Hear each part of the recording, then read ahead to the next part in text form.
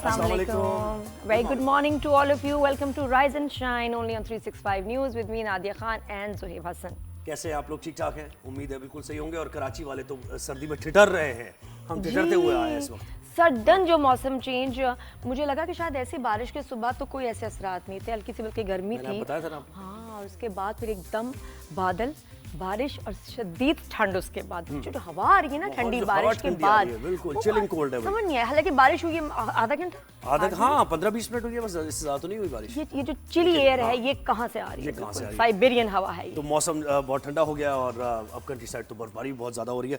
खैर हमें आज जल्दी से बताना है कि आज के रनडाउन में क्या है। आज गुल प्लाजा की हमने अपडेट देनी है आपको, और 67 अफराद जहाँ बाग हो गए हैं, 77 अभी भी लापता है।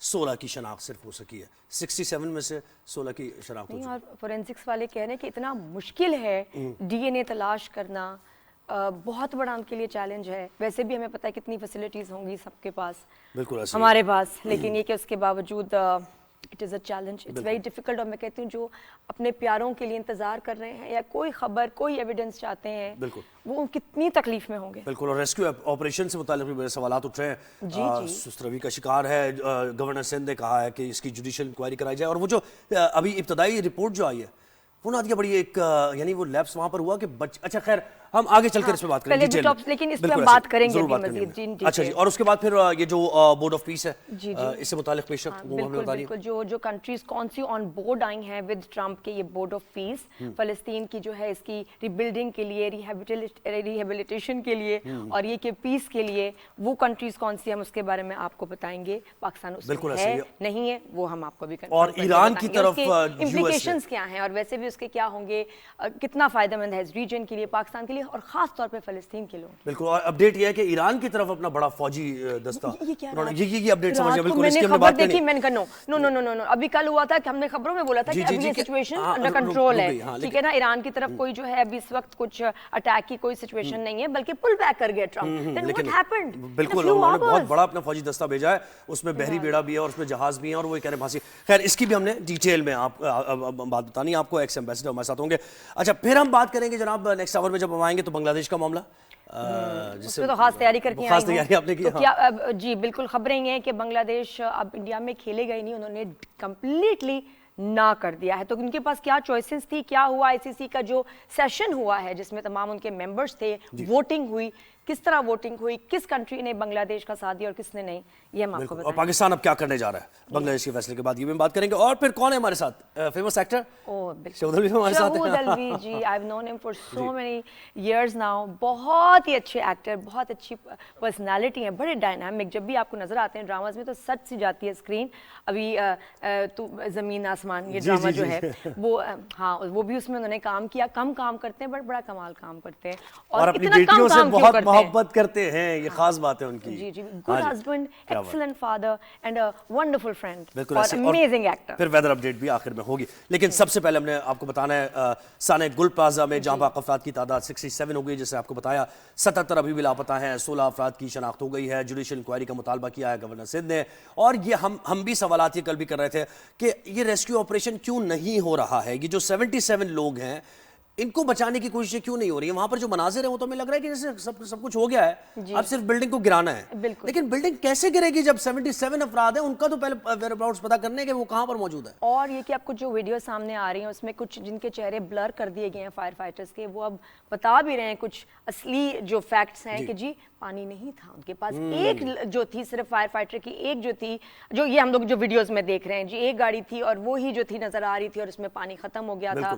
तो बहुत ही स्लो प्रोसेस था आग को बुझाने का, जिसकी वजह से इतनी तेजी से आग फैली और कंट्रोल में ना आ सके। बिल्कुल ऐसे। और इब्तदाई तहकीकात में पता चला है कि गेट्स बंद किए थे, यानी ऊपर अगर छत पे चले जाते लोग तो इतनी ज्यादा जाने नहीं जाती, लेकिन हर फ्लोर पर छत पे जाने का रास्ता बंद किया हुआ था। तो क्यों किया हुआ था? और फायर फाइटिंग डिपार्टमेंट के बारे में बहुत सारी चीजें अब सामने आ रही हैं। कितने लोग एम्प्लॉयड हैं, कितने लोग हैं जो घर बैठे तनख्वाह ले रहे हैं, और गाड़ी में कितने लोगों का होना चाहिए, जो होती है उसकी फायर फाइटिंग की जो बस होती है, वैन होती है, उसमें के कैरियर में कितने लोग एक्चुअली हमारे यहाँ मौजूद होते हैं, कितनी आबादी है और कितने फायर स्टेशंस हैं।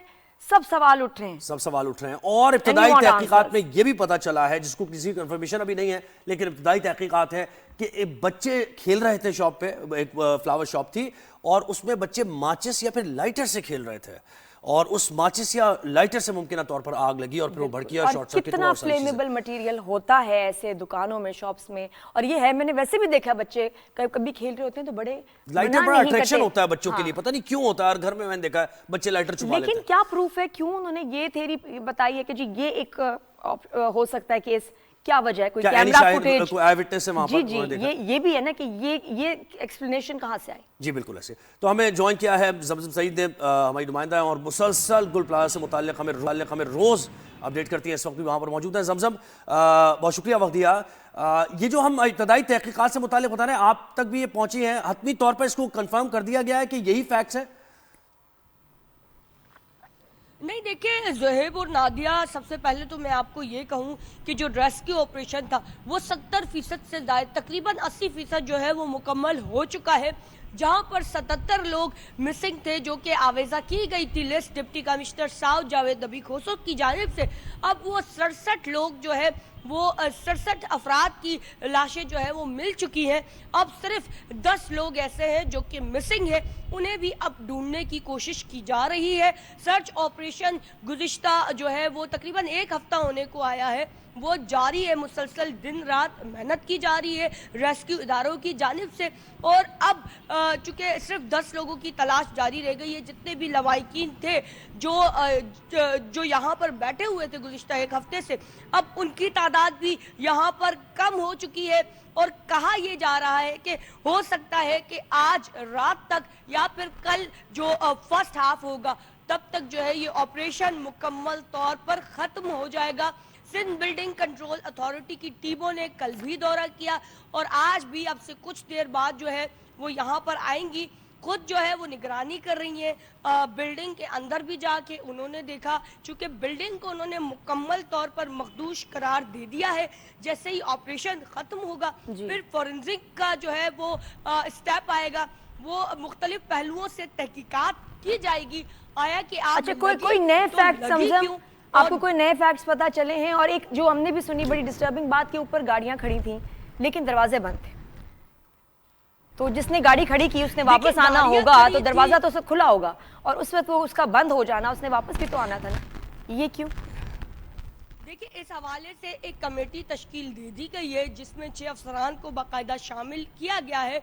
और ये जैसे ही सर्च ऑपरेशन खत्म होगा उसके बाद बाकायदा ये फैक्ट्स फाइंडिंग कमेटी होगी और वो इस बात की तहकीकात करेगी। इस वक्त मेरे साथ फायर ऑफिसर जफर खान मौजूद है, जो डे फर्स्ट से खुद जो है इस ऑपरेशन को लीड कर रहे हैं, उनसे बात करेंगे। और खान साहब, करंट सिचुएशन के बारे में आप जरा मुझे बताएं कि क्या है फिलहाल?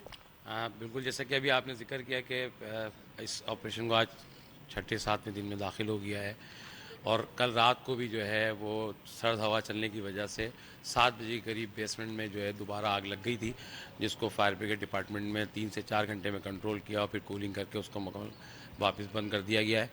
और इसके अलावा जो है पूरी रात मशीनरी चलती रही और उसको जो हिस्सा गिर गया था उसके अंदर जो है वो डीजल टैंक भी एक दोबारा ऊपर से गिरा और आग लग गई, उसको भी फायर ब्रिगेड डिपार्टमेंट ने एक्सटिंग्विश किया।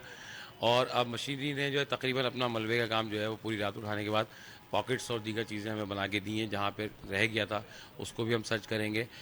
जैसे कि आपने खुद बताया कि 67 के करीब रिकवर्स हो चुके हैं और 77 हमारा टारगेट है, तो 10 की हमें जो है अब हम मशीनरी जो है हम रोक देंगे इंशाल्लाह उस 9-9:30 बजे तक, और उसके बाद जो है वो सर्चिंग का अमल दोबारा शुरू करेंगे, क्योंकि इमारत इंतहाई मखदूश है, लिया उसको भी सामने रखते हुए।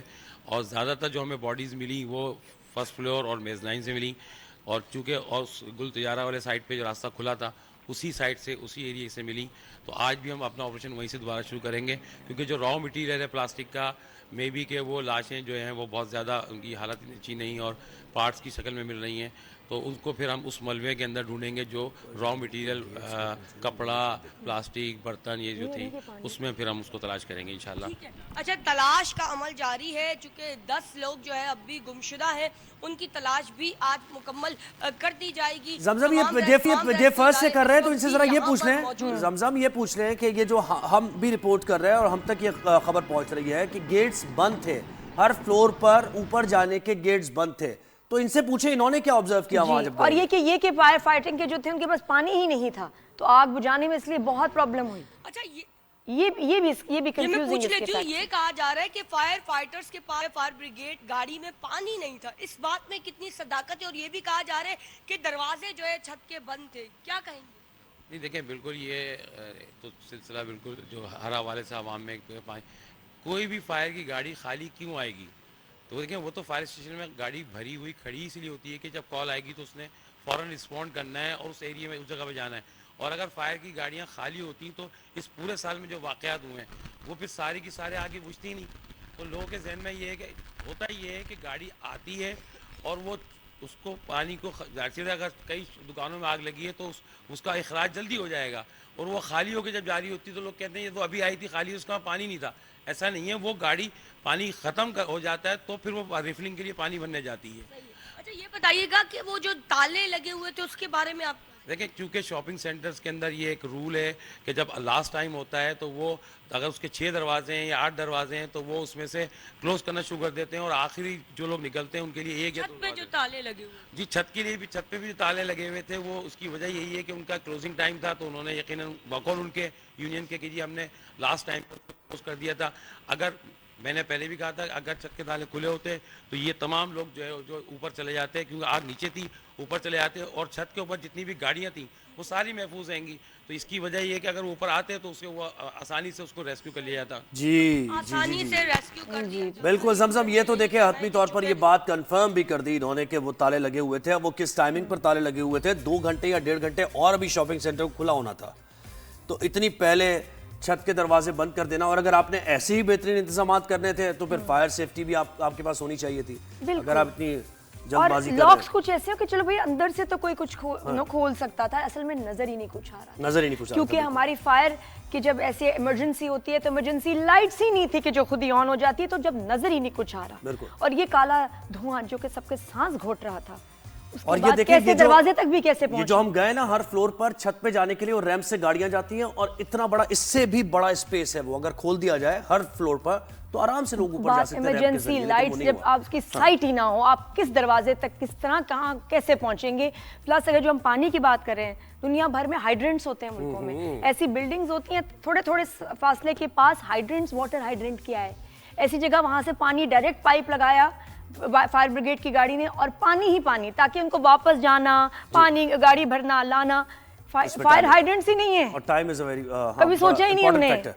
जी क्यों हमने सोचा नहीं, इसलिए आज इस हाल में। बिल्कुल। ऐसे एक ब्रेक हमने लेनी है और ब्रेक के बाद हमें ज्वाइन करेंगे सैयद हसान हबीब जो कि सेफ्टी कंसल्टेंट है, और इंजीनियर असलम से भी हमारी बात होगी, एक्सपर्ट है सेफ्टी इक्विपमेंट्स में। तो हम जरा जानने की कोशिश करेंगे इस पूछेंगे मामले को। जी, एक ब्रेक के बाद वापस कीप वॉचिंग।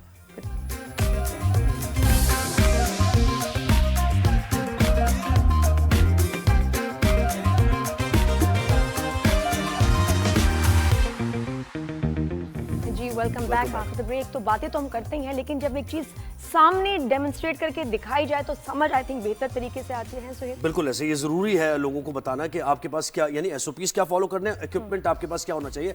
खास तौर पर ये जो शॉपिंग सेंटर हैं, बड़े बड़े प्लाजा है, यहाँ पर उनके अंदर भी, नहीं हमारे जहन में ये चीज नहीं दिना दी ऐसे पहले, क्लिक नहीं की थी तो कि अंदर का जो सिस्टम है आपका, उनके पास कितनी चीजें होनी चाहिए फायर सेफ्टी को लेकर, और क्या पूरा डिपार्टमेंट एक काम करना चाहिए, ये भी हमें पता चला। बिल्कुल बेहतरी हो, करेक्शन हो, और कंज्यूमर को भी पता हो कि आप अगर जिस बिल्डिंग में जा रहे हैं क्या वहाँ ये फायर सेफ्टी जो है प्रिकॉशंस एंड ये प्रोसीजर्स फॉलो किए जा रहे हैं, ये इक्विपमेंट उनके पास है। अगर नहीं है, do not go in that building, basement तो सोचेगा भी नहीं। जी बिल्कुल ऐसे। तो हमारे साथ अब हाँ बिल्कुल बढ़ते हैं, हमें ज्वाइन किया है सैयद हसान हबीब ने जो कि सेफ्टी कंसल्टेंट हैं, और उनके साथ हैं इंजीनियर, जी अस्सलाम वालेकुम, और उनके साथ हैं इंजीनियर असलम साहब जो कि एक्सपर्ट है सेफ्टी इक्विपमेंट्स में। तो हम ये आपको बताना चाह रहे हैं आज कि क्या कुछ हो रहा है। बहुत शुक्रिया आप दोनों ने हमें वक्त दिया। अब वक्त भी हमारे पास कम है शो पर, तो जल्दी से जरा हम इस तरफ बढ़ते हैं कि क्या इक्विपमेंट है जो कि लाजमी है, जरूरी है फायर प्रोटेक्शन के लिए, जो एक कमर्शियल बिल्डिंग और जो घरों में इंस्टॉल होनी चाहिए चीजें। जी, तमाम वर्क प्लेसेस में फायर सेफ्टी के अलावा बाकी जो पर्सनल सेफ्टी की तमाम चीज़ें ज़रूरी होती हैं। जी, तो शुरू करते हैं हम मल्टी स्टोरी बिल्डिंग से। ठीक है। मल्टी स्टोरी बिल्डिंग हो या जो है वो सिंगल स्टोरी बिल्डिंग हो, हर जगह सबसे पहले जो चीज़ ज़रूरी होती है कि वो एक प्लान हो, फायर एग्जिट प्लान हो। जी। उसमें जो है एक मैप भी बनाया हुआ होता है, मैप भी लगा हुआ होता है, और मैप के ज़रिए सब जो आने वाले तमाम लोगों को एम्प्लॉयज़ को पता होता है कि कहाँ से एग्ज़िट करना है। और इसके अलावा एक फायर रिस्पांस टीम होती है जो पहले से डेजिग्नेटेड लोग होते हैं जो तमाम जगहों वहाँ पे लोगों को और इक्विपमेंट को अलाइन करते हैं। नहीं सर, इसको जरा वजाहत से, क्योंकि देखिए मैं क्यों चाह रहा हूं इसकी वजाहत।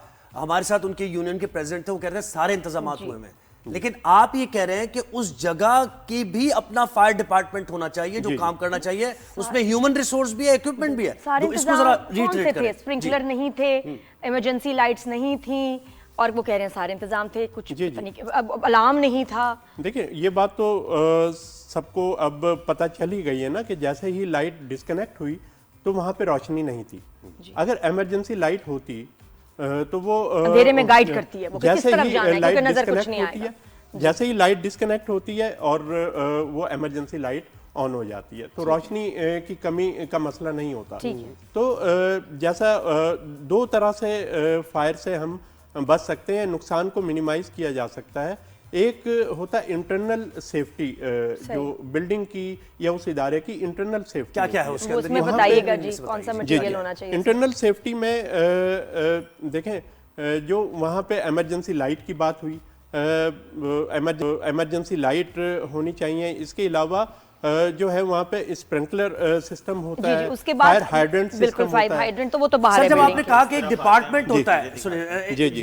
जब एक इसके डिपार्टमेंट अलावा देखें ये फायरबॉल है, फायरबॉल ये ऑटोमेटिकली जब एक मखसूस टेम्परेचर से ज़्यादा आग लगने के बाद होता है तो ये एक्सप्लोड करती है। एक और दुकान में इसके- कितने होने चाहिए, क्योंकि ये तो बड़ा इसका जी छोटा ये size हर लग रहा उस है। जगह पे होनी चाहिए जहाँ पे अनअटेंडेंट जो जगह हो। तो जहाँ मतलब पे लोग एक नहीं, एक दुकान में मल्टीपल होने चाहिए। मल्टीपल होते हैं, Fireballs। मल्टीपल होते हैं। इसके अलावा फायर एक्सटिंग्विशर, ठीक है, फायर एक्सटिंग्विशर वहाँ पे मुख्तलिफ मुकामात पे जो एक सेफ्टी ऑडिट किया जाता है वहाँ पे डिसाइड किया जाता है कि कितने होंगे, किस साइज के होंगे और कहाँ कहाँ होंगे। 1200 शॉप्स थी वहां पर, कितने जी, होने जी। चाहिए थे फायर? तो एक तो ये कि हर शॉप के अंदर होना चाहिए, ठीक है, 1200 तो ये होगा। और दूसरा कॉरिडोर्स में होने चाहिए, एग्जिट और एंट्रेंस के पास होने चाहिए ताकि जो बाहर से आग का इंसिडेंट होने के बाद जो लोग आ रहे हैं उन्हें भी फौरन उसका एक्सेस हो, और अंदर से जो लोग निकल रहे हैं वो और ये इसकी कोई लाइफ भी होती है कि जिसके बाद इसको आपने रिप्लेस करना है, जैसे जी, जी, जी। आग नहीं लगी 4-5 देखिए, साल ये- तो इनको इसकी कोई जी। एक्सपायरी डेट है, ये काम नहीं करता, ये जैम हो जाता है। जी जी, इसमें ऐसा होता है कि ये एक इसकी वैलिड डेट होती है। उसको आपने update जिस करते हैं। डेट को रिफिल किया गया है उसके बाद किस डेट तक वो वैलिड है, ये नॉर्मली 1 साल के लिए वैलिड होता है। सिर्फ 1 साल, तो उसके बाद आपने इसको जो है रिफिल कराना यानी है, एक बार इसको मेंटेनेंस चाहिए इसको। हाँ, ये ऐसे जी, नहीं कि जी। एक बार लगा के आपने दिखा लोग दिया, यही सिर्फ करते हैं। लोग ही करते कि लगा हुआ है। 10-20 use साल हो। भी नहीं, इसे उसके बाद इसे देखें करते हैं refill। जो भी इदारा है जिस जगह पे ये लगे हुए हैं वहाँ पे जो है उन लोगों को एक मेंटेनेंस के लिए एक चलो सर, ये तो उनको आगे hire बढ़ते हैं। करना ये चाहिए। फायर स्टॉप क्या है? फायर स्टॉप जी, भी है जी। कुछ यहाँ पर। जी जी, फायर स्टॉप ये क्या है? ये ये spray एक फायर जब बिल्कुल बहुत छोटी सी हो, फायर इनिशियल टाइम पे एक छोटा सा एक्सटिंग्विशर है जो Very हर शॉप पे, हर वर्क घर में हो, हर किचन में जी। हो, हर कमरे में हर होना जगह चाहिए। पे होना चाहिए। यानी देखिए 1200 तो ये भी हर शॉप में होने चाहिए थे जहाँ वहाँ पे पर। इंसान है वहाँ पे खतरा है, काम करते हैं, आग का भी खतरा होता है और दूसरे खतरात भी जो होते हैं। फर्स्ट एड एक बनी हुई होती है एक जगह, आपके हर दुकान में एक ये चीजें अगर ये पड़ी हो एक जगह इकट्ठी, और पता हो कि इसको यूज कैसे करना है। ये स्प्रे है सर, इसको कर सकते हैं स्प्रे को? ये करे इसको कर सकते हैं थोड़ा सा?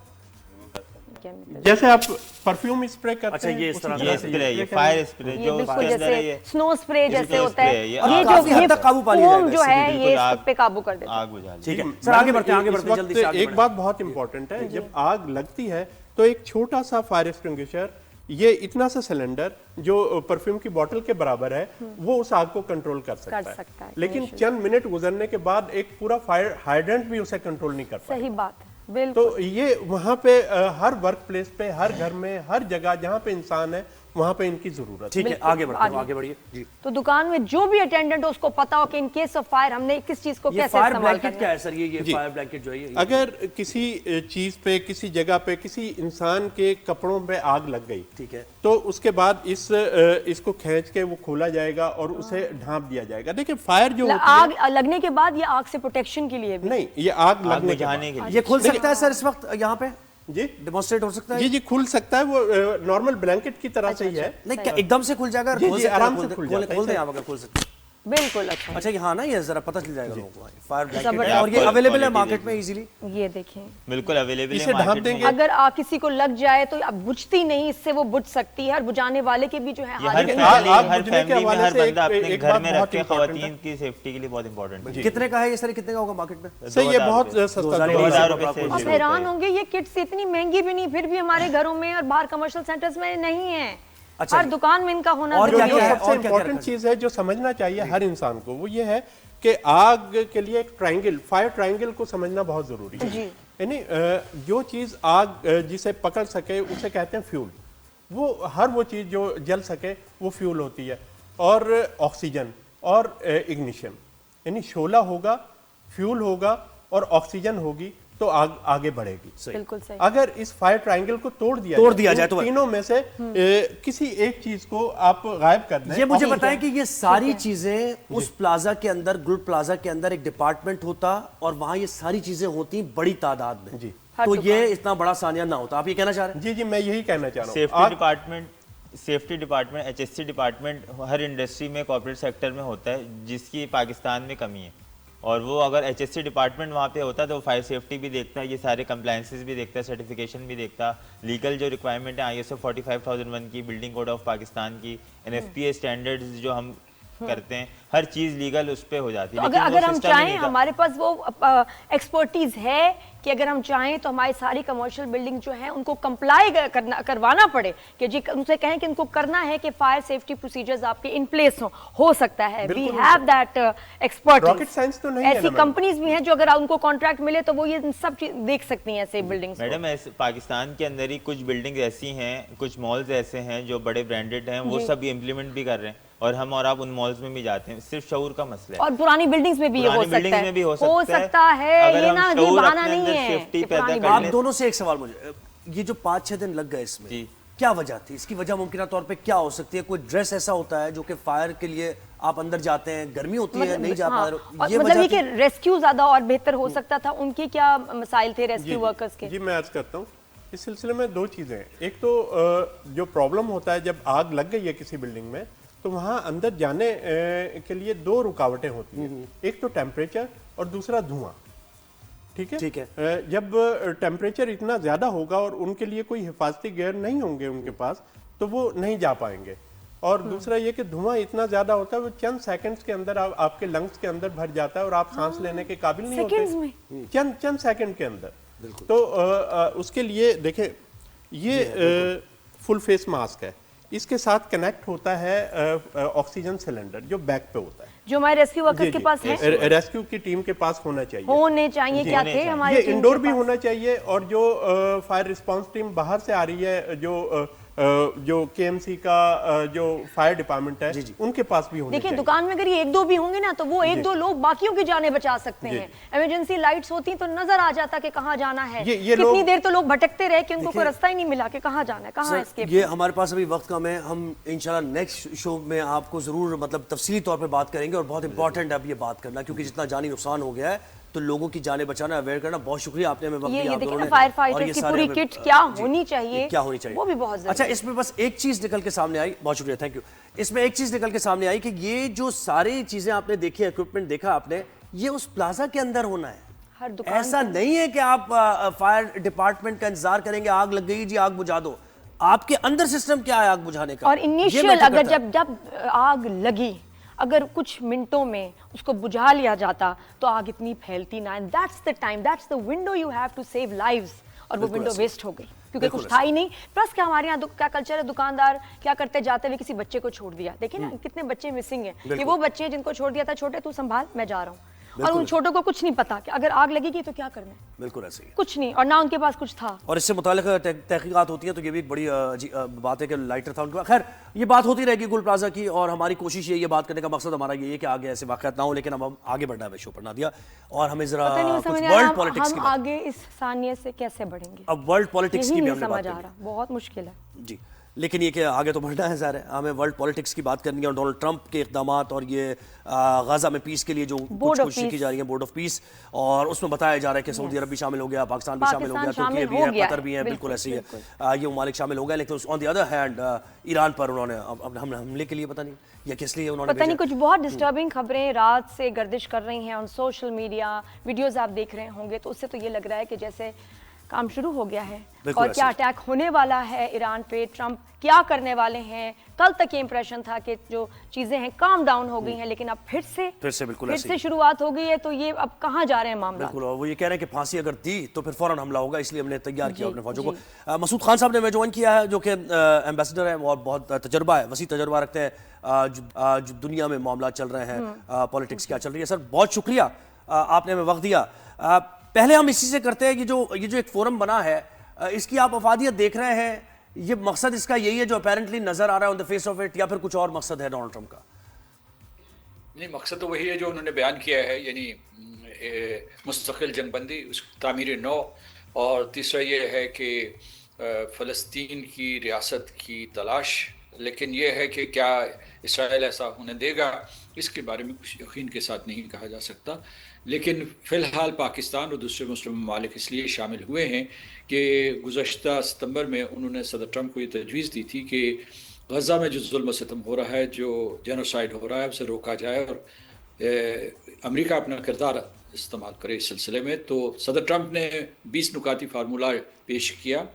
अब उसका ये ढांचा बना है जिसको बोर्ड ऑफ पीस कहते हैं, फिर उसके बाद एग्जीक्यूटिव बोर्ड है और एक एडमिनिस्ट्रेशन के लिए ढांचा है।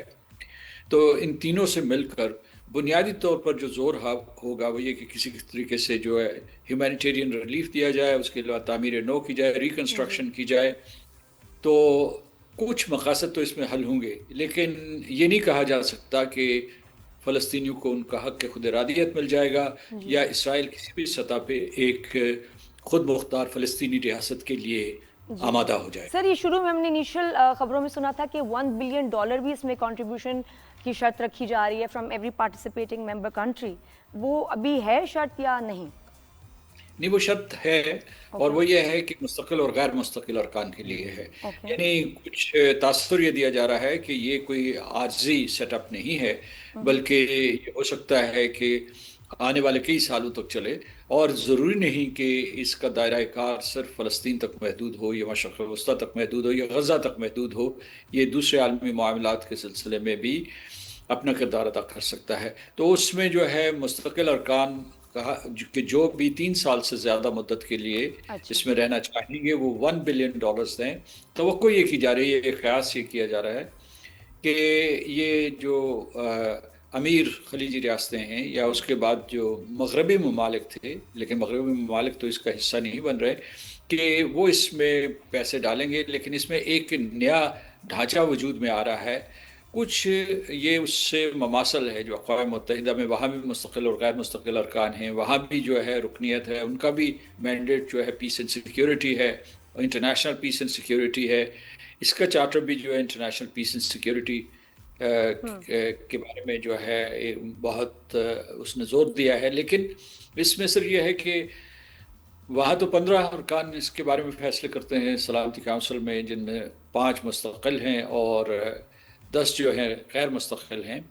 लेकिन इसमें जो है जो सबसे ताकतवर वीटो रखने वाली क़ुव्वत है वो ख़ुद सदर ट्रंप की ज़ात है।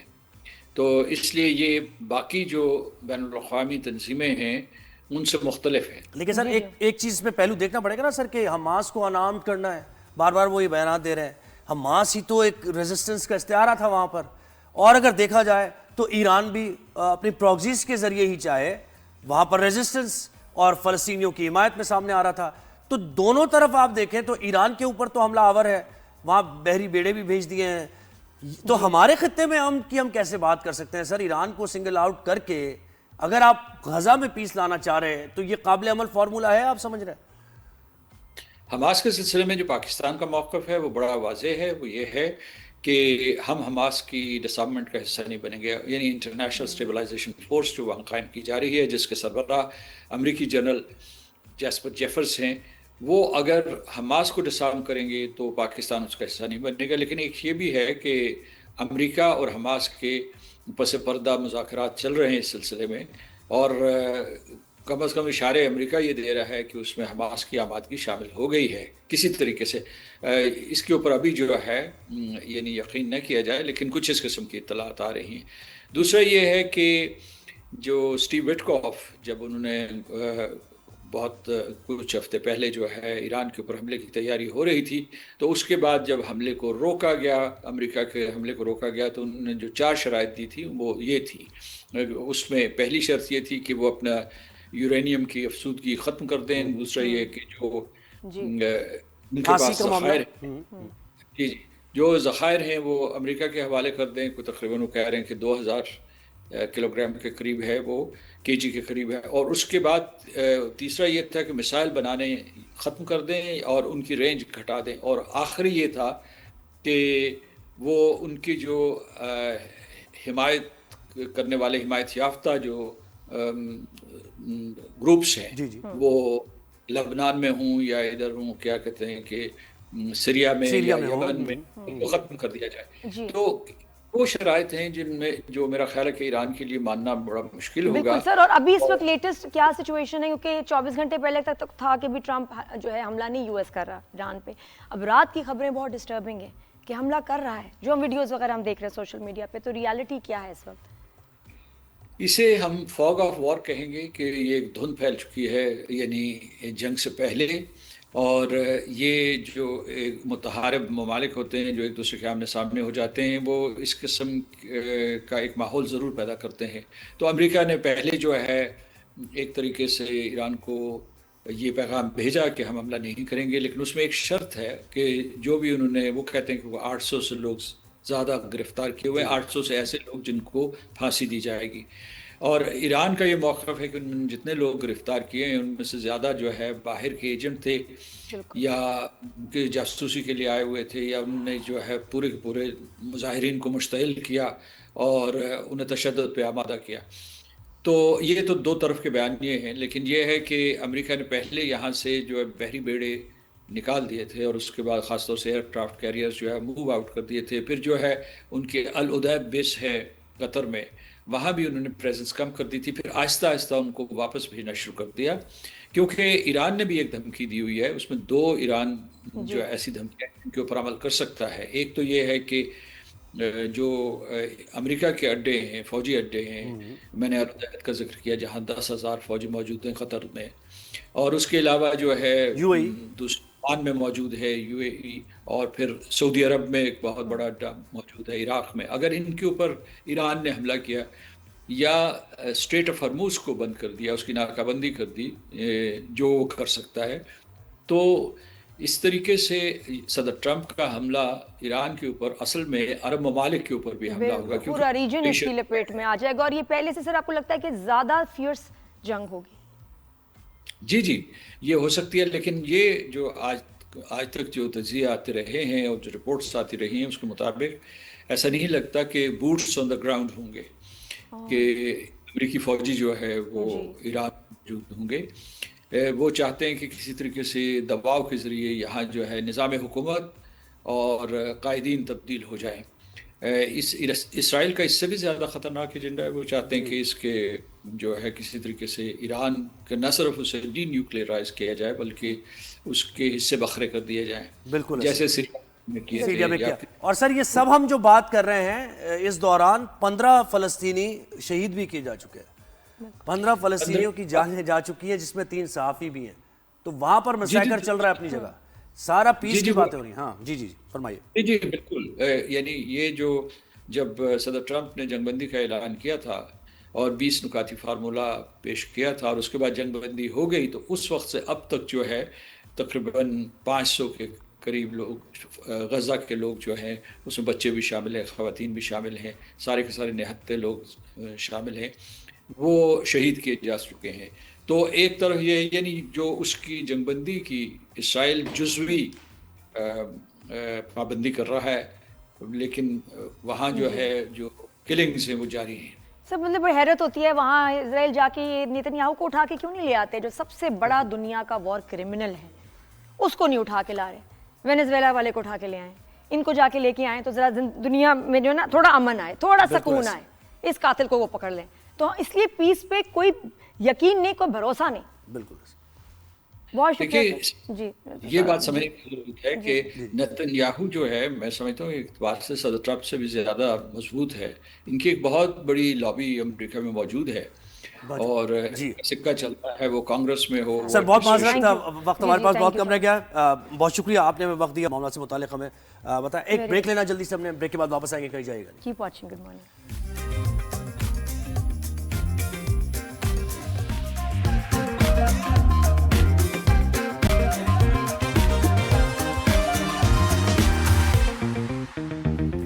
Welcome back after the break. और अब जो दूसरे मामलात हैं उस पर बात करेंगे। Will talk about cricket as well. हमारे साथ सेलिब्रिटी शोहद अलवी भी होंगे थोड़ी देर में, तो देखते रहें राइज एंड शाइन। जी ज़ुहैब, जी आप बताएं ना क्या अपडेट है क्रिकेट की? मैं बोलूंगी शायद आपको मौका ना मिले। नहीं माइंड तो नहीं करेंगे। हुआ क्या है? देखिए डोमेन तो ज़ुहैब का है स्पोर्ट्स, हम दोनों का है, लेकिन आज मैं जरा तैयारी बड़ी करके आई हूँ, तो क्योंकि इधर यहाँ मेरा डिपार्टमेंट शुरू हो जाता है, पॉलिटिक्स क्या चल रहा है, सियासत वगैरह चीज़ें आ रही हैं। तो मैं आपको बताऊं और आपको भी बताऊं, आईसीसी ने एक अभी उनका एक मीटिंग हुई है विद द मेंबर्स, और कोई 16 मेंबर्स थे, वीडियो कॉल पे हुआ जी सारा कुछ, और उसमें वोटिंग हुई कि जी बांग्लादेश को हम जो है न्यूट्रल जो जगह है उसमें हम खेलने दें वेन्यू में या नहीं, उनको वाकई को खतरा है नहीं, उनकी रिक्वेस्ट है कि हम नहीं खेलना चाहते हैं इंडिया में, तो क्या किया जाए। वोटिंग हुई तो 14 जो वोट्स थे अगेंस्ट बांग्लादेश गए, 2 वोट्स थे जो कि इन फेवर ऑफ बांग्लादेश थे, और वो किन के वोट्स थे? बांग्लादेश एंड पाकिस्तान। तो अब ये कि इनकार हो गया obviously, because majority votes Bangladesh के अगेंस्ट हैं, तो बांग्लादेश ने कहा कि हम खेलेंगे नहीं। तो अब अगर वो नहीं खेलेंगे तो स्कॉटलैंड इज अनदर ऑप्शन। अब क्या होगा, और साथ में पाकिस्तान क्या कह रहा है? पाकिस्तान क्या कह रहा है? बिल्कुल ऐसे ही। अब पाकिस्तान का फैसला हमने देखना पड़ेगा, क्योंकि हमने बहुत ज़्यादा सपोर्ट की है बांग्लादेश की, और वोटिंग में भी हमने सपोर्ट की। लेकिन क्या है इस पोजीशन में हम हैं कि आईसीसी के इवेंट का हम बॉयकॉट कर सकते हैं और ना खेलें? ये एक बड़ा फैसला ट्रिकी सा होगा। तो हमें ज्वाइन किया है senior sports analyst Abdul Majid Bhatti साहब ने। भट्टी साहब अस्सलाम वालेकुम, गुड मॉर्निंग, कैसे हैं आप?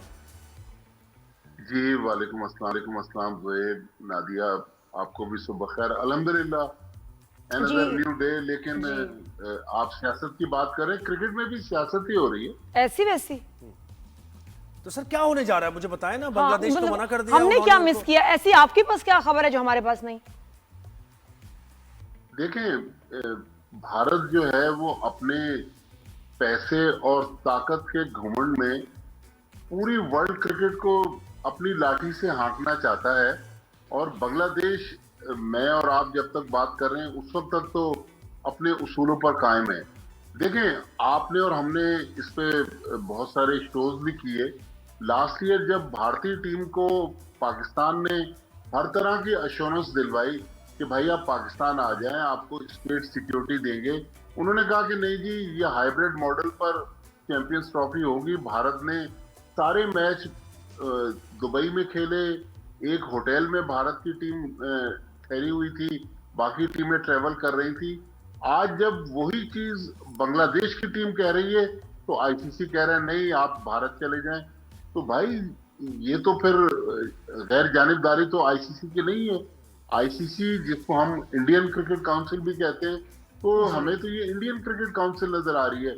लेकिन बांग्लादेश बहरहाल उसका कहना है कि आपने लास्ट ईयर एक टीम के लिए हाइब्रिड मॉडल बनाया, वो टीम पाकिस्तान नहीं गई, तो आज हमारे लिए आपने ऐसा क्या किया, हमारे लिए भी भारत महफूज नहीं है। देखें, जहां तक पाकिस्तान की ज़ुहैब और नादिया बात है, मेरे ख्याल में पाकिस्तान के लिए इतना आसान नहीं है। हालांकि मोहसिन नकवी साहब जब से पीसीबी के चेयरमैन बने हैं, एशिया कप में हमने देखा उन्होंने ट्रॉफी नहीं दी कि भारतीय टीम तो ट्रॉफी उनसे लेना नहीं चाहती। अभी भी वो कुछ अनहोनी कर सकते हैं, लेकिन मेरे ख्याल में बहुत ज्यादा आसान नहीं है। ये दरअसल भारत, आईसीसी और बांग्लादेश की लड़ाई है। हमारी लड़ाई में तो हमारे साथ कोई शामिल नहीं हो रहा था। मैं यही कह रहा था आपसे, मैं यही पूछना चाह रहा था कि हम क्यों ऑल आउट इतना जा रहे हैं और क्यों कमिट कर रहे हैं जाके।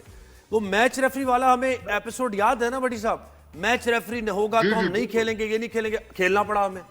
तो हम क्यों अपनी एम्बेरसमेंट का सामान अब कर रहे हैं इस वर्ल्ड कप के लिए? हाँ, जबकि कि थोड़ी देर हमें तो पहले न्यूट्रल वेन्यू मिल गया है मिल गया। खेलने के लिए। बिल्कुल जी जी जी, बिल्कुल पाकिस्तान की डिमांड थी कि हम भारत नहीं जाएंगे। उन्होंने सारे पाकिस्तान के मैचेस श्रीलंका में रख दिए। अब देखें, जो परसों जिस मीटिंग की आप बात कर रहे हैं, 16 में से 15 मेंबर्स ने बांग्लादेश के खिलाफ वोट दिया है। एक वोट बांग्लादेश के फेवर में आया है, वो पाकिस्तान का वोट आया है। तो लिहाजा पाकिस्तान को देखना पड़ेगा कि पाकिस्तान अगर बांग्लादेश के साथ जाता है। अब थोड़ी देर पहले जोहेब, जो भारतीय मीडिया रिपोर्ट कर रहा है कि अगर बांग्लादेश की टीम पार्टिसिपेट नहीं करती है इस T20 वर्ल्ड कप में, तो उसको $27 मिलियन से महरूम होना पड़ेगा, जो ब्रॉडकास्टिंग और स्पॉन्सरशिप का शेयर है। किसको महरूम होना पड़ेगा? इंडिया को या बांग्लादेश को? बांग्लादेश को, ठीक है। लेकिन अगर पाकिस्तान नहीं जाता तो पाकिस्तान को तो लीगल मामला भी देखना पड़ेंगे, क्योंकि आईसीसी पाकिस्तान को कोर्ट में लेके जा सकता है कि भाई आपने तो हमारा टूर्नामेंट खराब कर दिया किसी और की वजह से। फिर पाकिस्तान का जो माली नुकसान होगा वो बांग्लादेश देखिए, से मैं ये बहुत समझता ज्यादा हूँ होगा। पाकिस्तान को फैसला कर लेना चाहिए और पार्टिसिपेट करना चाहिए, क्योंकि at the nick of the time अगर बांग्लादेश ये कहता है कि हम पार्टिसिपेट कर रहे हैं, तो फिर आप क्या करेंगे? आप कहेंगे अच्छा फिर हम बांग्लादेश को फॉलो कर रहे हैं, हम भी कर लेते हैं। नहीं, और वोट तक तो ठीक है, हाँ, वोट तक लेकिन तो ठीक खुद है। बैकआउट कर देना, इसके ग्राउंड्स बड़े वीक हैं, वो नहीं समझ आ रही। अच्छा, वैसे इंडिया को क्या नुकसान होगा कि अगर बांग्लादेश नहीं खेलता वर्ल्ड कप में? देखिए, इंडिया तो अपनी प्राइड की जंग लड़ रहा है ना, कि भाई पाकिस्तान ने मना किया, अब एक और एशियन कंट्री कह रही है कि हम भी भारत नहीं जा रहे। तो मेरा ख्याल में इंडिया अपनी प्राइड की जंग लड़ रहा है कि हमारी वर्ल्ड क्रिकेट में इतनी बदमाशी, इतनी दादागिरी, और आज लोग हमारे मुल्क में खेलने से इनकार कर रहे हैं। इसके अलावा कुछ नहीं है। इंडिया ने ये लड़ाई तो इंडिया ने शुरू की ना, तो जी, अब नहीं, खत्म लेकिन भी क्या इंडिया उनको को भी करनी है। माजिद भाई स्पॉन्सरशिप वगैरह में मिलियंस का लॉस होगा if Bangladesh refuses to play? मैं ये जानना चाह रही हूँ कि उनको भी फाइनेंशियल लॉस है। देखिए, इंडिया को मेरे ख्याल में इतना लॉस नहीं होगा। आईसीसी को यकीनी तौर पर लॉस होगा, क्योंकि 20 करोड़ आबादी वाला मुल्क है बांग्लादेश। तो अगर बांग्लादेश कहता है कि जी हमें टेलीविजन राइट्स नहीं चाहिए, हमारी तो टीम ही नहीं है इस टूर्नामेंट में, तो अच्छा खासा आईसीसी को नुकसान होगा। फिर स्पॉन्सर्स कहेंगे कि भाई एशियन कंट्रीज जो हैं वो एक एक करके बैकआउट कर रही है इस टूर्नामेंट से। लेकिन जो असल खेल खराब होगा, अगर पाकिस्तान टूर्नामेंट से दस्तबरदार होता है, तो पाकिस्तान इंडिया का जो 15 फरवरी का मैच है, वो मैच एक तरफ, पूरा टूर्नामेंट एक तरफ। तो मेरे ख्याल में स्पॉन्सर्स के पैसे डूब जाएंगे, ब्रॉडकास्टर्स के पैसे डूब जाएंगे। लिहाजा बांग्लादेश का ना खेलना तो आईसीसी अफोर्ड करता है, लेकिन पाकिस्तान का ना खेलना, मेरे ख्याल में ये फिर टूर्नामेंट जो है ये बिल्कुल फीका फीका सा रह जी, ना जाएगा। आईसीसी अफोर्ड करता है, ना पाकिस्तान ही अफोर्ड कर सकता है, ना पाकिस्तान अफोर्ड कर सकता है, ना इंडिया कर सकता पाकिस्तान है। भी नहीं करता। जी, जी। बिल्कुल सही कह रहे हैं आप। जी, अच्छा, लेकिन मुझे- एक और जरूरी जी, जी, आपको बताइए, बात बताइए। बताऊं जी, जी। कि आपको पता है कि दुनिया में मुख्तलिफ लीग्स हो रही है, जो अमेरिका में लीग हो रही है, अभी यूएई में खत्म हुई, उससे साउथ अफ्रीका में एक लीग चल रही है। बहुत सारी लीग्स जो हैं, उनमें ज्यादातर जो लीग्स के मालिकान हैं वो भारतीय हैं। उन्होंने पहले पाकिस्तान को आइसोलेट किया हुआ था। पिछले दिनों जो दुबई में IL T20 खत्म हुई, उसमें 6 टीमें थी, 5 टीमों के मालिकान इंडियन थे। उन 5 टीमों में एक भी पाकिस्तानी नहीं था। जो छठी टीम थी जिसने बाद में टूर्नामेंट भी जीता, उसमें 4 पाकिस्तानी थे। अजहर महमूद उनके बॉलिंग कोच थे। अब बांग्लादेश के बारे में भी इंडिया ने यही अपने मुल्क के जितने फ्रेंचाइज ओनर्स हैं उनको ये कहा है कि आइंदा बांग्लादेश के किसी प्लेयर को भी किसी लीग में साइन ना किया जाए, तो वो खिलाड़ियों को माली नुकसान भी पहुंचाना चाह रहे हैं। बिल्कुल। वो खेल जो जेंटलमैन्स गेम था, तो सर देखिए ना, दुनिया भर में अब क्रिकेट की मकबूलियत में भी कमी आई है। नुकसान इसका इवेंचुअली आईसीसी को ही होगा, सिर्फ it's a matter of time, क्योंकि ये जब इतनी सियासत आ जाए, सफर करते हैं ये, जब आपकी स्पोर्ट्समैन स्पिरिट नहीं है, कौन देखेगा, कौन एंजॉय करेगा? आप कितनी ऑडियंस लूज कर रहे हैं इसमें, इवेंचुअली ये तो नुकसान होगा इनको। सिर्फ नादिया क्रिकेटर्स का मामला नहीं है। क्रिकेटर्स के वीजों का इशू है, ब्रॉडकास्टर्स का जो मुख्तलिफ ग्रुप होते हैं उनमें बहुत सारे पाकिस्तानी हैं, बहुत सारे कमेंटेटर्स पाकिस्तानी हैं, बहुत सारे सहाफ़ी पाकिस्तान से इंडिया जाना चाहते हैं। 2023 में जब इंडिया में वर्ल्ड कप हुआ था, 60 पाकिस्तानी सहाफ़ियों ने वीजा अप्लाई किया था, मैं उन 7 खुशकिस्मत लोगों में से था जिनको वीजा जारी किया गया। 60 में से 53 लोगों को वीजा रिफ्यूज हो गया। फिर जैनब अब्बास जो पाकिस्तान की मशहूर प्रेजेंटर हैं, उनके साथ जो भारत में सलूक किया गया, उन्होंने फिर वहां पर अचानक एक फ्लाइट पकड़ी और अपनी जान बचाकर वहां से निकली। उनके खिलाफ एक पुरानी FIR पर मामला उठा दिए गए। तो भारत जो है वो हर तरफ अपनी पैसे और ताकत के बिल्कुल। बट साहब, एक तो ये इशू हो गया कि वर्ल्ड कप में शमूलियत होनी है नहीं होनी बांग्लादेश की। एक और इशू है कि पाकिस्तान की टीम क्या बननी है। अब टीम सिलेक्शन को लेकर बड़ी बातें हो रही हैं। बाबर आजम को रिलीव कर दिया बिग बैश वालों ने और आखिरकार ये होना था। अच्छा, जी जी उसका जी, क्या जी। मतलब?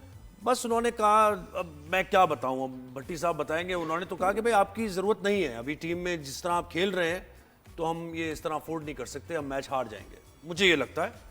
और इसलिए रिलीव किया। फिर पाकिस्तान ने भी उनको बुला लिया वापस कि भाई हमारी तैयारियां हैं सारी वर्ल्ड कप की, इस तरह। तो अब वो यहाँ खेलेंगे? तो अब यहाँ खेलेंगे, लेकिन टीम में खेलेंगे या नहीं खेलेंगे T20 नहीं, और क्या ऐसा ही खेलेंगे? सवाल तो ये।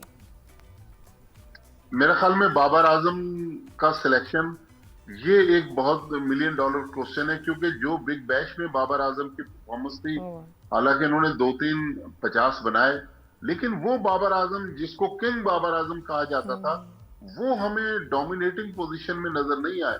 लिहाजा अब नेशनल सिलेक्शन कमेटी को फैसला करना है कि रिजवान को तो आपने कह दिया कि वो T20 में पाकिस्तान के प्लान में नहीं है, क्या बाबर आजम पाकिस्तान के प्लान में है? मेरे ख्याल में पाकिस्तान टीम इस T20 वर्ल्ड कप में क्या करेगी, बाबर आजम होंगे या नहीं होंगे, ये जो इस महीने के आखिर में ऑस्ट्रेलिया के साथ पाकिस्तान 3 T20 इंटरनेशनल खेल रहा है लाहौर में, इसमें मेरे ख्याल में जो है बहुत सारी चीजें वाजे हो जाएंगी कि पाकिस्तान की टीम कहाँ स्टैंड करेगी वर्ल्ड क्या कप में। अंडर 19 और वर्ल्ड कप से बाबर वाजे होंगे कुछ? छांटेंगे उसमें से अच्छे Under प्लेयर जो 19 में बेस्ट भी लड़के होंगे। अच्छे अंडर खेलते हैं 19 के लड़के, मैं यही कहने लगी, तुम्हें कैसे पता? मैं समझता हूँ You read ना। my mind? देखिए, अब वर्ल्ड कप ये T20 वर्ल्ड कप तो सर पर आ गया है, लेकिन मेरा ख्याल ये 2026 का साल जो है ये बाबर आजम का भी फ्यूचर डिसाइड करेगा। उसमें ऑस्ट्रेलिया के 3 मैचेस हैं, T20 वर्ल्ड कप है, हमने इंग्लैंड में जाकर 3 टेस्ट मैच खेलने, हमने वेस्ट इंडीज में जाकर 2 टेस्ट मैच खेलने, बांग्लादेश में हमने सीरीज खेली है, तो काफी मुश्किल सीरीज है माजिद पाकिस्तान भाई, के लिए। ऑस्ट्रेलिया पाकिस्तान का कोई टूर हो रहा है?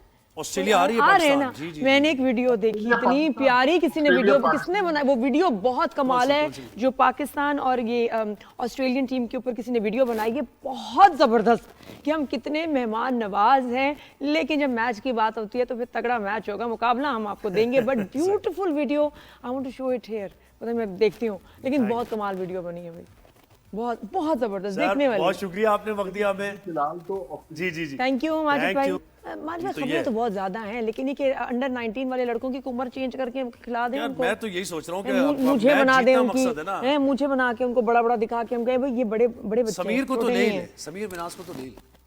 वो तो मैं कह रही हूँ, वो तो मैं उसकी मैं दाढ़ी मुझे बना के उसको ऐसे बड़ा बना के उससे कहूंगी बड़ा बच्चा लड़का बड़ा है, ये छोटा नहीं है। अच्छा जब हैंडशेक हो रहा तभी नहीं नहीं बड़ा बच्चा है ये हाँ बड़ा इसको हाँ निकाल दो। हाँ, एमी वो लिखते में ना डेट कुछ आगे पीछे हो गई थी। कितने लोग हैं जिनको याद ही नहीं, शाहिद किस साल आफरीदी पैदा हमारे, हुए शाहिद हैं। आफरीदी हमारे। हाँ तो लेकिन हो सकता है ना, हो सकता है तो बिल्कुल। अगर हो सकता है तो व्हाई नॉट, खिलाएं जी इनको अंडर 19 के बच्चों को जिन्होंने अंडर 19 जिनको वाला खेल खेलना सकता आता है, है। सीनियर्स जी हाँ। में अंडर 19 वाला खेल सकता है, सीनियर अंडर 19 में नहीं तो खेल हमारे ऐसी कोई ख्वाहिश भी नहीं है। अंडर 19 वाले बच्चे बहुत अच्छा खेल रहे हैं, उनको बड़ों में खिलाओ। क्या बात है, क्या नर्व्स है, क्या परफॉर्मेंस है, शाबाश, इनको देखना है हमने भाई। चले जी अब ब्रेक लेना है। ब्रेक के बाद शहूद अलवी फेमस एक्टर हमारे साथ होंगे, उनसे मजे मजे की बातें होंगी, कहीं जाइएगा नहीं, देखते रहिए rise and shine. Keep watching, good morning.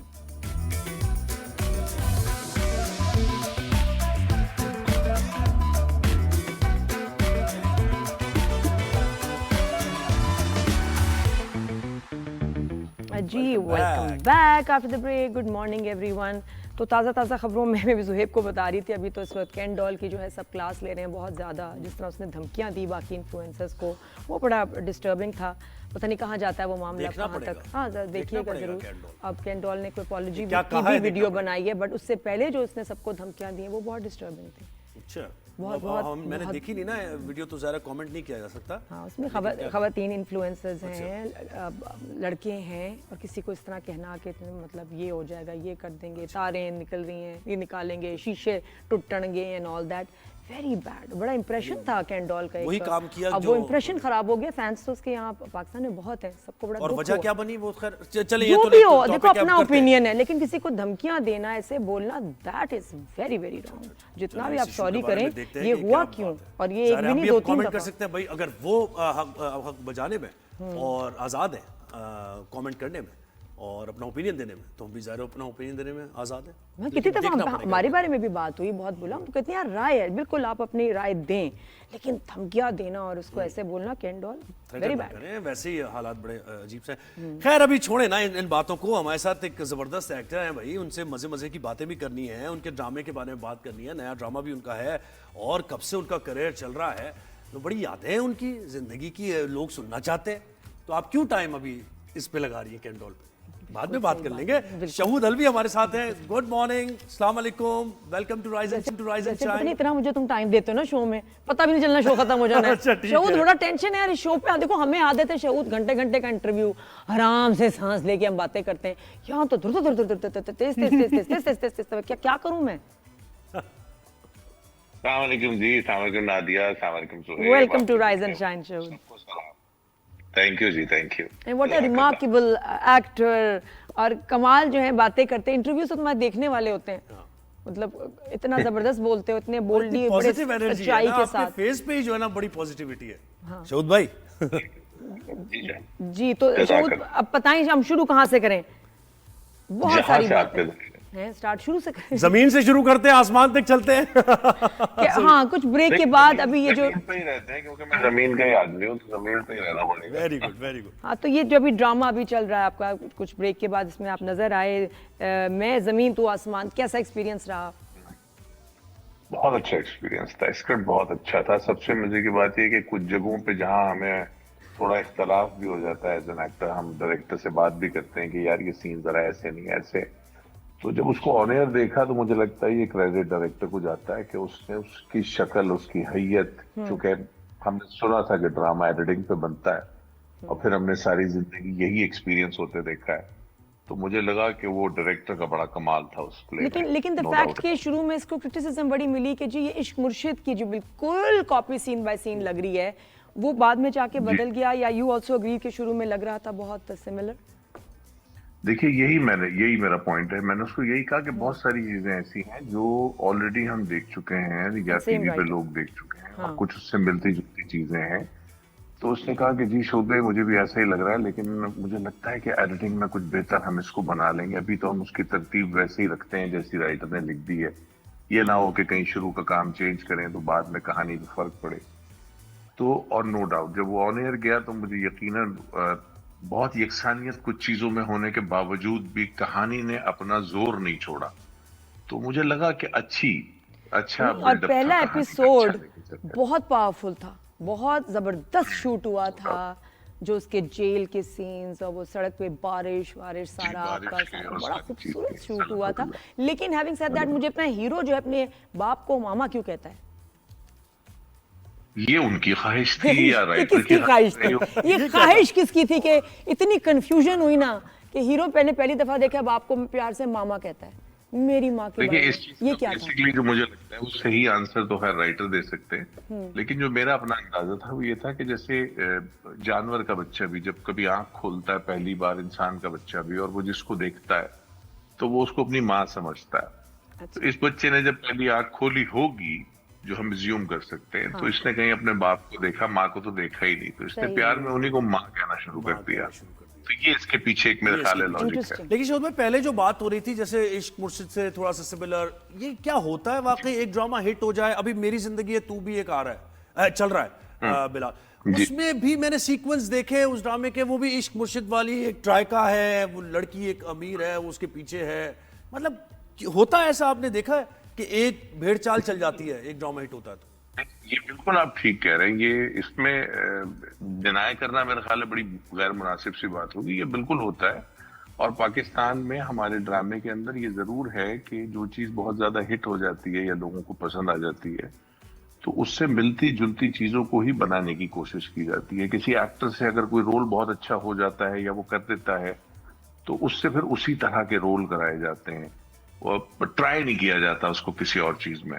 तो वेरिएशन मेरा ख्याल है खुद अपनी चॉइस पे आपको लड़के करना पड़ता है। नहीं यार, ये मैंने अभी किया था, मैं नहीं करूंगा दोबारा, मैं अब ये करूंगा। तो लोग नहीं यहाँ पर इन्वेस्ट करते। वही ना जैसे शहूद, बाहर आप मुल्क में लगता है सीनियर लोग एक्टर्स के लिए अपनी सिर्फ हीरो माँ बनाते बाप का ही हैं। रोल रह गया, दुनिया में और कोई रिश्ता नहीं और कोई किसी इंसान से इंटरेक्शन नहीं होती। मतलब एक वो पान वाले दुकान वाला है कि हाँ एक ये कैरेक्टर होता है, कभी कभी डिफरेंस ये कि हमारे पास पान वाला है, लेकिन there are no characters in our drama. मजलूम बाप का कैरेक्टर मतलब है बाप ये। है और बाप है और बस, मतलब या भाई होगा, बहुत ज्यादा वेरिएशन नहीं है कैरेक्टर्स की। क्यों नहीं लिखे जा रहे? ये बिल्कुल, हमने भी यही सब चीजें फेस की हैं। मुझे भी यही अभी भी फेस करना पड़ता है कि एक कैरेक्टर मजलूम बाप का अगर ठीक कर दिया, जैसे अभी जुहेब की आवाज आई थी मुझे, तो वो फिर आपसे वैसे ही मजलूम बाप के रोल कराते रहते हैं कि नहीं यार ये ठीक है, बस शहूद भाई को बस इसी इधर ही रखो, जालिम बाप में इसी को रखो। यही चलता रहता है सिलसिला, भेड़ चाल सी तो है, इसमें कोई मुद्दा। और जैसे आप देखें एक्टर, मैं नाम भी लूं, फिरोज खान का खानी में कैरेक्टर है, बस उसी तरह के कैरेक्टर। फिर इमरान अशरफ बेचारा वो भोले में फंस गया है, वो भोले के कैरेक्टर से मेरी ऑब्जर्वेशन है ये एज एन आउटसाइडर, आप लोग कहें या ना कहें, लेकिन ऐसा है जैसे कबाचा के कैरेक्टर में फंस गए बहरोज सब्जवारी साहब। तो ये क्या बात है यशोद भाई, क्या खुद ही नहीं वेरिएशन लाते? नहीं या एक्सेप्ट नहीं करते किरदार, या डर रहे होते हैं, या उसी किरदार में फंस जाते हैं? ये क्या लिमिटेशन है कोई? हाँ, लेकिन कुछ एक्टर्स की परफॉर्मेंस नजर आती है दूसरे रोल्स में भी सिमिलर, पुरानी वाली। जी, मुझे नहीं लगता इसमें कोई अदाकार का कोई इनिशिएटिव होता है, और अगर होता है तो बहुत थोड़ा सा होता है। पार्ट ज्यादा जो है वो इसमें हमारे यहाँ जो डिजाइन कर रहे हैं चीज को, मुझे लगता है कि उनको ज्यादा सोचना चाहिए कि हम मुख्तलिफ वेरिएशन क्यों नहीं ला सकते। जब मैंने अपना कैरियर स्टार्ट किया था तो मुझे मेरे उस्ताद भी और बाकी लोग भी कहते थे यार गुड लुकिंग सा है तो इसको बस हीरो बनाई जाओ। तो मेरे बॉस ने मुझे कहा, मेरे उस्ताद ने, उन्होंने कहा कि यार नहीं, क्यों विलन क्यों नहीं कर सकता ये? क्या विलन खूबसूरत नहीं हो सकते, या विलन के अंदर पर्सनैलिटी नहीं हो सकती? नेगेटिविटी तो किसी भी इंसान के अंदर हो सकती है। तो वो मेरा ख्याल है उस तरह की थिंक करने वाले जो लोग थे, जो थिंकर्स थे, वो अब जरा से कुछ कम हो गए। बिल्कुल। और एक भेड़ चाल का शहूद 90s तो में हमें आई रिमेम्बर एक्टिंग भी कर रहे थे बहुत, आपने मेन लीड्स भी की, डायरेक्शन भी सीखा, आपने बड़े बड़े डायरेक्टर्स को उनको असिस्ट भी किया। मैं भी तो एक थी उस ऐसे ड्रामे में। तो टेल मी कि 90s का टाइम और अभी कितना मुश्किल था बैक देन द हीरो, और आपको लगता है कि कोई उस वक्त ऐसी सियासत भी होती थी कि जिसकी वजह से आपको लगता था कि आपको मतलब मुश्किल पेश आ रही है काम करने में, सस्टेन करने में, और अब कितना नादिया, मैं डिफरेंट है? सच्ची बात बताऊं आपको, मुझे जिंदगी में कभी इस काम में, अपने साथियों में, अपने दोस्तों में, अपने कोलीग्स में मुझे सियासत नहीं फील हुई। बल्कि जितने भी लोग साथ रहे हैं, देखिए छोटी मोटी अनबन हो जाना, उसको मैं पॉलिटिक्स या इस तरफ नहीं लेके जाता। मुझे लगता है कि बहुत नेचुरल है। मुख्तलिफ मिजाज के लोग जब एक साथ बैठते हैं, काम करते हैं, तो कुछ चीजों पे आर्ग्यूमेंट हो जाता है, और ये इतना कुछ सोचने वाली बात नहीं, नहीं। उस वक्त बेहतर टाइम था या अब अच्छा बेहतर टाइम है ज्यादा, आपको लगता है प्रोफेशनल?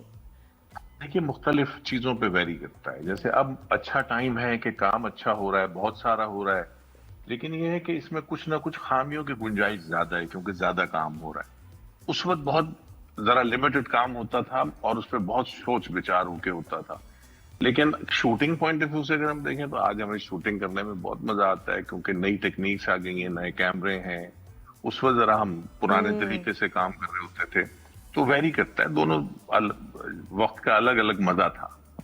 अच्छा, और मुझे बताएं ये नेपोटिज्म का जो लगता है, और जिसका कोई फील्ड में हो, वालिद हो या फिर कोई फैमिली मेंबर हो, तो हमेशा उसको जज किया जाता है कि भाई ये तो पर्ची है, इसको तो मौका मिल गया। अभी नुमान एजाज भी बहुत ज्यादा गुस्से में थे और उन्होंने वीडियो भी डाली। उन्होंने कहा मेरे खिलाफ नफरत आपको इतनी, मैं इतना काम कर लिया है, फिर मेरे बेटे से वो नफरत आप निकाल रहे हैं। तो यशोद भाई, आपको क्या लगता है कि अपने बच्चों को आप ये कहेंगे यार कोई और फील्ड चूज कर लो, ये फील्ड सही नहीं है? नहीं देखें, ये तो मैं कह ही नहीं सकता। इस फील्ड ने मुझे जो कुछ अता किया है, अल्लाह ने मुझे इसके जरिए ही अता किया है, तो मैं तो बड़ा एहसानमंद हूँ अपने परवरदिगार का भी और इस काम का भी, और इस काम में मौजूद हर आदमी का। नौमी भाई की बात भी गलत नहीं है। बच्चों के लिए जब ऐसी चीज फेस करनी पड़ती है तो आदमी को गुस्सा आ ही जाता है। लेकिन पॉइंट यह है कि नेपोटिज्म जरूर होता है, दुनिया के हर जगह पे होता है। जैसे पॉलिटिशियन का बेटा पॉलिटिशियन बनता है, इंजीनियर चाहता है मेरा बेटा इंजीनियर ही बने, तो इसी तरह इस फील्ड में भी बहुत दफा ऐसा होता है कि एक्टर्स के बच्चों के पास चॉइस नहीं होती ज्यादा। वो कहीं बचपन से ही देखते हुए बड़े होते हैं, तो कहीं उनके अंदर इसी तरह की ग्रूमिंग आ जाती है, और उनका इस फील्ड में आना गलत नहीं है। लेकिन अजीब बात है इस कैमरे के अंदर कि इसकी आंख में मुरव्वत नहीं है। ये कैमरा किसी को टिकने नहीं देता। ये अगर आपके अंदर टैलेंट है तो आप रुकेंगे, नहीं है तो एक वक्त आएगा कि आप गायब हो जाएंगे। ये चीज तो बड़े बड़ों के साथ हो गई ना। तो मुझे लगता है कि कोई मुजायका नहीं, लोगों को आने दें, टैलेंट तो सामने आ ही जाएगा। बिल्कुल बिल्कुल। शौकत बताएं आजकल किसका ड्रामा देख रहे हैं और कौन से दो एक्टर्स मुझे बताएं, मेल में फीमेल में, जो बड़े कमाल के बच्चे हैं हमारे? देखिए, मुझे एक तो जो परफॉर्मेंस वाइज पसंद है, ज्यादातर लोग है तो सारे बहुत अच्छा काम कर रहे हैं। एक मुझे हिबा बहुत पसंद है, और हिबा के साथ क्योंकि मैंने रिसेंटली भी अभी किया है तो मुझे एक्सपीरियंस हिबा का एक बड़ा अच्छा रहा है। और एक रमशा मुझे बहुत पसंद है, परफॉर्मेंस वाइज मुझे बहुत अच्छी लगती है वो बच्ची। लड़कों में मुझे इसका जो नामों में मैं जरा आई एम सॉरी, कोई बात नहीं, ड्रामे का बता दें, दिखने में कैसा है, मैं हेल्प कर नहीं, बिलाल की बात कर रहे हैं। बिलाल जी, बिलाल बड़ा अच्छा लड़का है, नो डाउट अबाउट इट। अच्छा, मैं तो वैसे डर गया था, आप नए लड़कों की बात की, आप कहीं हुमायूं सईद और अदनान सिद्दीकी का नाम ना लेते। अरे भाई वो बड़े नहीं हो रहे शहूद, क्या करें भाई। ये बड़े नहीं हो रहे, फैसल कुरैशी और ये सब प्यारे भी बड़े लग रहे हैं और बड़े ही नहीं हो रहे, क्या करेंगे। इस काम की एक नीड है ना आदमी को, मतलब वो मुंह से तो कभी भी ये नहीं कहते कि हम 20 साल या 22 साल के लड़के हैं, काम कर रहे हैं, उनका चेहरा, उनका जिस्म, उनका बॉडी लैंग्वेज साथ दे रही है, तो वाई नॉट, क्यों नहीं करें। क्या बात है, जबरदस्त। अच्छा, क्या बिलाल की एक एक्टिंग बहुत पसंद है? एक और नाम रह गया भाई, लड़कियों को तो फौरन बता दिया, अभी बच्चों को तो बच्चों का भी बताएं। मुझे कौन फहद एक्टर का बहुत अच्छा। किसका? फहद मुस्तफा। फहद मुस्तफा, क्या बात। अहद रजा मीर भी कह सकते हैं। फहद का तो कभी मैं कभी बहुत प्ले करता है माशाल्लाह, अपने बाप की तरह, बहुत अच्छा एक्टर है माशाल्लाह। देखिए, मेरे इंटरेस्ट की बात यह है कि कॉलेज में मैं भी जरा पिटाई तो ये था, यार ऐसे इतना बोलो, इतना तेज मेरा फॉर्मूला ये था शहूद भाई कि मैं कॉलेज में क्या कमर पे मुक्के खाता था। अच्छा, मतलब पिटाई हुई भी आपकी? जी, कमर पे मुक्के खाता था, तो यानी फिर इज्जत भी बच जाती थी। तो आपका उर्दू साइंस कॉलेज से जो पिटाई का क्या तजर्बा है और क्यों इतना पिटे आप? नहीं, उर्दू साइंस कॉलेज में मैं कभी नहीं पिटा। नहीं पिटे? मुझे अगर जिंदगी में कोई पीट सका है तो वो सिर्फ मेरे वालिद साहब थे। अच्छा। उसके अलावा सिर्फ मैं नहीं पीटा है। हमारी सोर्स क्या है भाई? सोर्स क्या है मेरी?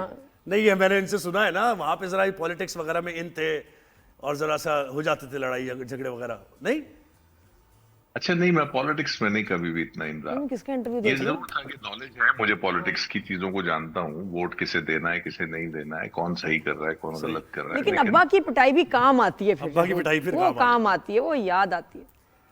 जरा शुरू में शर्मिंदगी होती थी, लेकिन बाद में तो फखर ही बन गई बाप की पिटाई, है ना। बड़ा बड़ा जरूरी है। अच्छा, मैं ब्रेक से पहले पूछ रही थी, आपसे पूछना चाह रही थी कि ब्रेक के बाद आके पूछूंगी, फेवरेट जो बेगम ऑन स्क्रीन जिनके साथ बहुत अच्छी केमिस्ट्री हो, अच्छा मजा आता हो काम करने का? मुझे सभी के साथ तकरीबन मजा आता है, मुझे इरिटेशन तो नहीं होती किसी के भी साथ। अभी जैसे निदा जी के साथ किया, ये मेरा पहली बार था निदा जी के साथ, मुझे बहुत अच्छा लगा। सबरीन है, सबरीन हसवानी, जाले सरहदी और जुवेरिया, इन लोगों के साथ, सबके साथ बहुत मजा आता है। सायमा कुरैशी होती हैं, तो ये लोग मुझे पसंद है, मुझे इनके साथ काम करना, कंपनी भी पसंद है, काम करना भी अच्छा लगता है। Very nice. डायरेक्शन ज्यादा एंजॉय करते हैं या फिर एक्टिंग? आज के दौर में अगर पूछें तो सिर्फ एक्टिंग, लेकिन डायरेक्शन बहरहाल मेरा पैशन था, मुझे बड़ा मजा आता था, लेकिन आजकल उस तरह काम होता नहीं। अब डायरेक्टर के लिए जरा मुश्किलात बढ़ गई हैं। सही। शहूद, एज जो हम लोग एक्टर्स इसको फुल टाइम, इसको प्रोफेशन आज के दौर में लेके हम घर के खर्चे चीज़ें कर सकते हैं, या साथ में ये कि एक आपका और सोर्स ऑफ इनकम भी होना चाहिए, आप क्या मशवरा देंगे दूसरों को? देखिए, दोस्ताना मशवरा तो यही है सब के लिए, जितने भी सुनने वाले हैं, कि भाई आप कुछ ना कुछ जरूर करें लाइफ में। अगर ये काम आपको पसंद है करें जरूर, और लेकिन सच्ची बात यह है कि इस काम से जब तक मोहब्बत नहीं होगी, वक्त नहीं दे सकेंगे, तब तक इस काम को करने का फायदा नहीं है। साथ साथ ग्रूमिंग बड़ी जरूरी है, लेकिन ये कि साथ में कोई काम जरूर जरूर जरूर करें। और वो कौन से काम आप रिकमेंड करेंगे? क्योंकि एक्टर क्या होता है कि उनसे ना बिजनेस होता है, सीधी बात है, ना नौकरी होती है, इतनी चीज़ों में हम फंस जाते हैं कि हम करें तो क्या करें।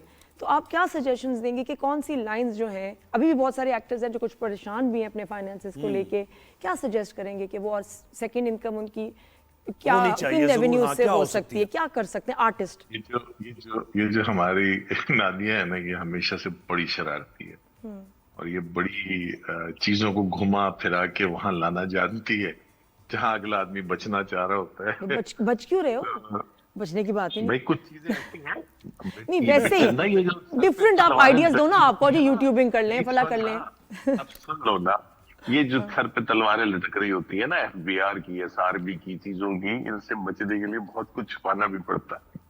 नहीं वो तो सही है, लेकिन देखिए प्रॉब्लम होती है ना, पैसे नहीं मिलते, चेक्स, तो कोई पैरेलल इनकम होनी चाहिए, या आप समझ रहे हैं कि फुल टाइम जॉब सिर्फ सोर्स ऑफ इनकम के आप मतलब अर्निंग के कुछ आप आइडियाज दे दो, और मल्टीपल आइडियाज दो। जरूरी है कि वो आप कर रहे हो, आप क्यों कर रहे हो? ये तो खैर मजाक की अगर वो बात तो है, टाइम ही लेकिन नहीं है, शो के बाद टाइम कर नहीं है। सकते हैं। मैं वैसे अक्सर लोगों को सेट के ऊपर बच्चों को भी बताता रहता हूँ कि भाई देखो, अगर लाइफ में कोई बिजनेस समझ नहीं आ रहा, तो मैं कारोबार ही करना नहीं आता, तो और कुछ ना करो तो बाय गोल्ड एंड सिल्वर, कुछ ना कुछ खरीद के रखते रहो, जितने पैसे जब बचा सको जमा करके रखते रहो। तो ये भी एक बिजनेस है, ठीक है, बट ये जरा सेफ बिजनेस है, तो मेटल की तरफ चले जाओ। अदरवाइज बिजनेस करने को तो बहुत सारे हैं, आप अपने शौक के हिसाब से देख सकते हैं। मुझे बचपन से शौक था परिंदों का, तो I have a bird farm with my friend, हम शेयर करते हैं। तो नहीं, हम लोग एक ब्रीडिंग फार्म है हमारे पास बड़ा जबरदस्त सा, हम वो उसको रन कर रहे होते हैं। मैं कम जाता हूँ, नहीं देख रहे होते हैं मेरे जो दोस्त हैं। तो इसके अलावा छोटी मोटी और चीजें हैं दोस्तों के साथ, मुख्तलिफ बिजनेस, कंस्ट्रक्शन वगैरह में, कहीं कोई बिल्डिंग बन रही हो, आपके पास थोड़े पैसे हैं, बुकिंग करा लें, इस तरह की कई चीजें की जा सकती हैं। लेकिन यानी आप ऐसे नहीं है कि लाइफ में गोल सेट करें और मुझे यहाँ ये अचीव करना है, बस इजी गोइंग है, जैसे लाइफ चल रही है उसको एंजॉय करते हुए जिंदगी गुजारे। एक्चुअली यस, मैं उस तरह का इंसान हूँ जो गो विद द फ्लो के साथ जीना पसंद करता है, और मेरे जो गोल्स हैं वो मुझे मिलें या ना मिलें मुझे मैटर नहीं करता। मुझे मैटर ये करता है कि जो मुझे मिल रहा है, क्या ये मेरे गोल से बेटर है या मैं अभी पीछे हूँ, दैट्स इट। हाय काश मैं ऐसी हो जाऊं। होना चाहिए इंसान को। मेरे तो प्लान 10 साल 20 साल आगे, मेरे तो प्लानिंग चीजें एग्जीक्यूशन, और मैं हासिल करके रहती हूँ फिर, कि नहीं भाई सोचा है करना है। शोध एक आपकी जिंदगी का पहलू ले रही हूँ, मेडिसिन ले रही हूँ शोध, कोई ऐसी बात नहीं, लेकिन बस थोड़ा कंट्रोल में है। दवाई अगर टाइम पे ले लो तो ठीक भी दिन गुजर जाता है। एक मैंने जो इंटरव्यूज आपके सुने, आपकी बेटियों से बहुत मोहब्बत है, वो मुझे बड़ा अच्छा लगा, वो पहलू लाइफ का, और उनकी तरबियत जिस तरह आप कह रहे हैं कि ज्यादा फोर्स नहीं करना चाहिए, उनको खुद ज़ाहिर है सोच के फैसले लेने चाहिए, तो इस बारे में कुछ बताएं कि ये मेथड सही है? लोग बड़े ज्यादा कंसर्न है अपने बच्चों को लेके आजकल, और उनको डिक्टेट कर रहे हैं। मैंने एक जगह एक और बात भी की थी, वो गालिबन कुछ मिस इंटरप्रेट लोगों ने कर ली। मेरा कहना यह था कि माँ बाप को अपने बच्चों को दीन की समझ देनी चाहिए, दुनिया की समझ देनी चाहिए, जितनी मुमकिन हो सके वो दे, लेकिन पाबंदियां जो लगाई गई हैं ना माँ बाप अपनी तरफ से जो लगाते हैं, मैं उसके जरा सा खिलाफ हूं। मैं चाहता हूं कि जो पाबंदी दीन ने लगा दी है उतनी काफी होती है, वो मुकम्मल पाबंदी है। इसके अलावा और उस पाबंदी के बारे में बच्चे को एजुकेट करें, बच्चे को बताएं, दीन के बारे में बताएं, दुनिया के बारे में सिखाएं, दुनिया को बरतना भी सिखाएं, तालीम भी दे, इल्म भी दे, बेटा हो बेटी हो, डजंट मैटर। बिल्कुल से जब उनको इल्म होगा तभी तो वो फैसले सही लेंगे, फैसले कर पाएंगे। ये तो, और जब तक वो खुद माशरे को फेस नहीं करेंगे, एक्सपीरियंसेस गेन नहीं करेंगे, उनकी जिंदगी में खला रह जाएगा। तो बहुत ज्यादा दखल देना भी गलत होता है बच्चों की जिंदगी में। सही बात है। तो ये बड़े अच्छे इन्होंने टिप्स दिए हैं जो सबा फैसल फिर बता रही होती हैं बच्चियों और बहुओं को खास तौर पे, वो जो मशवरे दे रही होती हैं वो फिर किसी मशवरा ले ले शोध भाई से। फहद मुस्तफा के बारे में शोध भाई कोई मशवरा, एक मशवरा फहद मुस्तफा के लिए है। फहद के लिए जी, मैं समझी सबा फैसल के लिए मशवरा कह रहे हैं। फहद मुस्तफा के बेटरमेंट के लिए क्या मशवरा दूं? वो तो माशाल्लाह बड़ा अच्छा जा रहा है, उसको तो किसी चीज अदनान सिद्दीकी को क्या मशवरा देंगे? अदनान को मिद्रा बाल रंग ले यार, हुमायूं हम सब बूढ़े लगने लगे हैं। क्या बात है। हुमायूं भी माशाल्लाह, Humayun is fine, Humayun is great. Thank you so much. Time की कमी, बहुत सारी बातें करनी थी, बहुत शुक्रिया। बिल्कुल अब कुछ नहीं बचा, अब हम साइन ऑफ कर रहे हैं। कल मिलेंगे आपसे इसी चैनल पे। मंडे को मुलाकात होगी, अपना ख्याल रखिएगा। कल नहीं है? नहीं मंडे को। मैं तो आ रही हूँ। अल्लाह हाफिज। अल्लाह हाफिज।